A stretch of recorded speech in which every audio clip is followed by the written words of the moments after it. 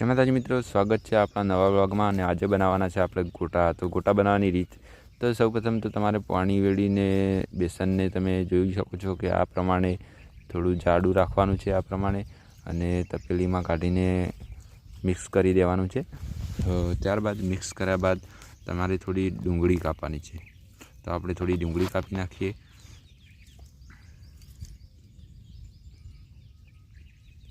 ડુંગળી કપાઈ ગયા પછી થોડા બટાટા આ રીતે કતરી કાઢવાના છે, અને આ બટાકા કતરી નાખવાના છે, જોઈ શકો છો આ પ્રમાણે। ત્યારબાદ આપણે થોડા મરચાં કાપી નાખવાના છે।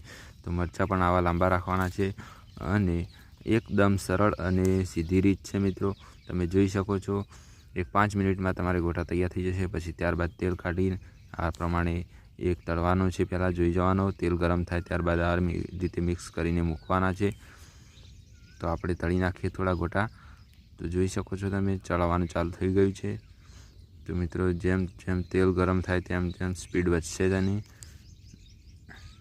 મિત્રો આપણી આ ગોટા બનાવવાની રીત કેવી લાગી એક તમે કમેન્ટમાં બતાવજો મિત્રો, અને કમેન્ટ જરૂર કરજો મિત્રો, અને નવા વ્લોગ છે તો સપોર્ટ કરજો।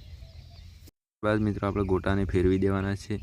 તો તમે જોઈ શકો છો આ જાળાથી ફેરવી દેવા પડે, કારણ કે તે દાજી ના જાય। અને ત્યારબાદ આપણા ગોટા તૈયાર તમે જોઈ શકો છો। આવશે બટાકાના ગોટા, ત્યારબાદ આવશે મરચાંના ગોટા, તમે જોજો આગળ આવશે। હજી બટાકાના ગોટા થોડા બાકી છે, તો થોડા કાઢી નાખીએ, પછી લઈએ મરચાંના ગોટા। તો મિત્રો આ રીતે મરચાં પણ મિક્સ કરી દેવાના છે, તમે જોઈ શકો છો। મરચાંને આ રીતે મિક્સ કરી અને તળવાના છે। જો આ રીતે મિક્સ કરીને અંદર મૂકવાના છે, એક એક કરીને બધા મરચાં મૂકી દેવાના છે।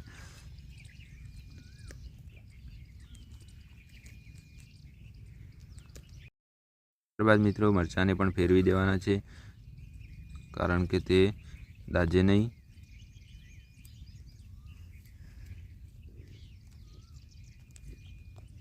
તો મિત્રો મરચાંના ગોટા પણ આપણા તૈયાર થઈ ગયા છે, તમે જોઈ શકો છો। ત્યારબાદ આપણે ડુંગળી નાખી દેવાની છે, અને ડુંગળી મિક્સ કરી દેવાની છે। આ રીતે મિક્સ કરી પછી ડુંગળીના ગોટા ઉતારવાના છે। તો મિત્રો હવે આ રીતે તેલમાં નાખી ડુંગળીના ગોટા તૈયાર થાય છે, તમે જોઈ શકો છો।